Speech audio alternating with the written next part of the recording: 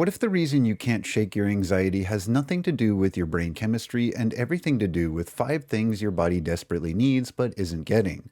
Today, we're testing a bold hypothesis that anxiety isn't a malfunction, it's a signal. And once you understand what it's actually telling you, you can start to heal it without medication, without years of therapy, and without spending a dime.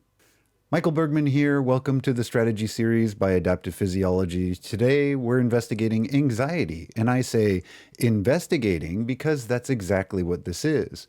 Over 300 million people worldwide deal with anxiety disorders, according to the World Health Organization. And most of them are being told the same thing. It's a chemical imbalance, and here's your prescription. But what if the science actually says something a little more complicated and a lot more hopeful? Let's look at the evidence. So let's start with what we actually know. Here's the mainstream view. Anxiety is primarily driven by imbalances in neurotransmitters, chemicals like serotonin and GABA that regulate mood and calm the brain.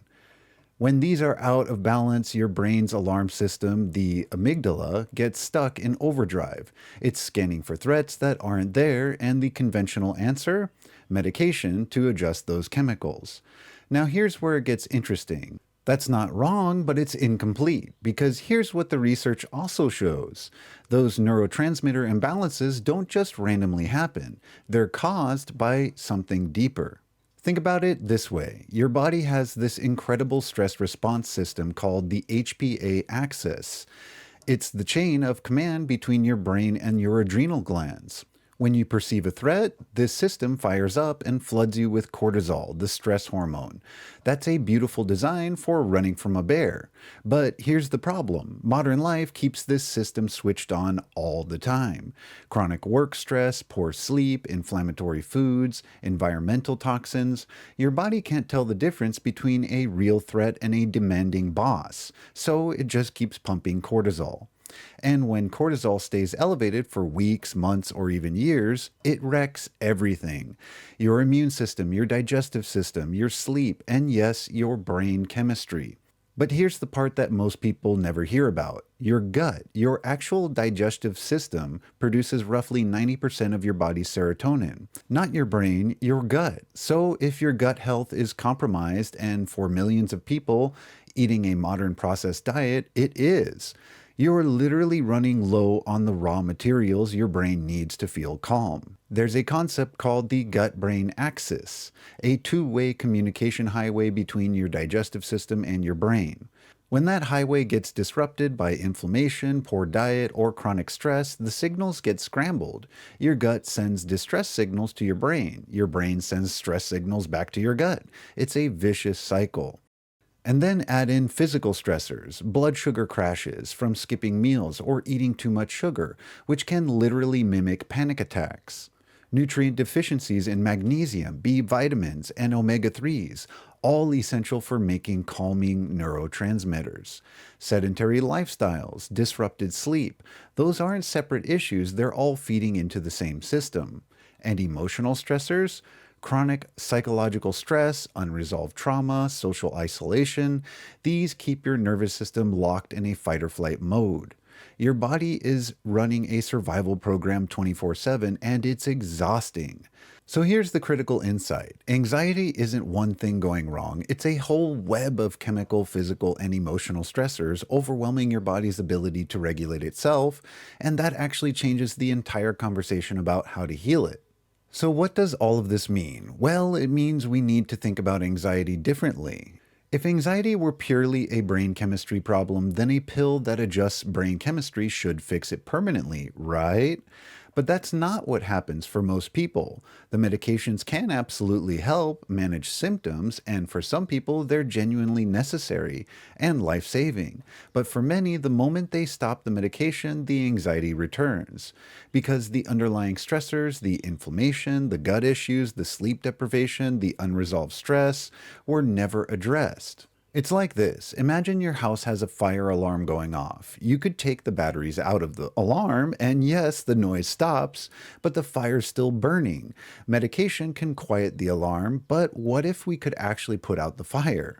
That's what a natural whole body approach attempts to do, and here's the framework. 5 fundamental areas of your health: We call them the five keys that, when addressed together, can systematically dismantle the conditions that create chronic anxiety. Those keys are nervous system, regulation, exercise, nutrition, sleep, and emotional healing. Now, these aren't separate interventions, they're deeply interconnected. Regulating your nervous system through breathing techniques makes it easier to sleep. Better nutrition gives your brain the building blocks for calming neurotransmitters. Exercise helps burn off excess stress hormones. Quality sleep resets your emotional circuitry every night. And emotional healing practices give you the tools to break the thought patterns that keep anxiety alive.